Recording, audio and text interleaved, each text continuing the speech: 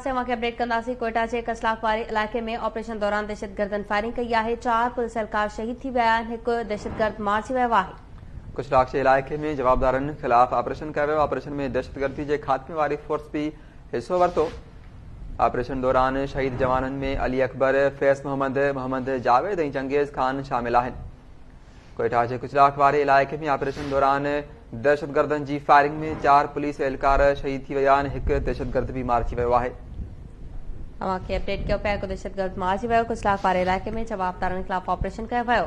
Operation में दहशतगर्दी के खात्मे वारी फोर्स भी हिस्सो वरितो। ऑपरेशन दौरान शहीद जवाननि में अली अकबर, फैज़ मोहम्मद जावेद ऐं चंगेज़ खान शामिल आहिनि। कोयटा के कुचलाक वारे इलाके में ऑपरेशन कयो वियो आहे। ऑपरेशन दौरान दहशतगर्दन की फायरिंग में 4 पुलिस एहलकार शहीद ऐं हिकु दहशतगर्द मारिजी वियो आहे। कुचलाक के इलाके में जवाबदारनि खिलाफ ऑपरेशन कयो वियो। ऑपरेशन में दहशतगर्दी के खात्मे वारी फोर्स भी हिस्सो वरितो। ऑपरेशन दौरान शहीद जवाननि में अली अकबर, फैज़ मोहम्मद जावेद ऐं चंगेज़ खान शामिल आहिनि।